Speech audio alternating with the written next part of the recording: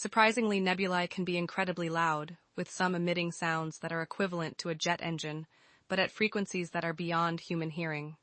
The Perseus Nebula, for example, produces a constant humming noise at a frequency of about 30 to 40 hertz, which is below the range of human hearing, but can be detected by specialized instruments.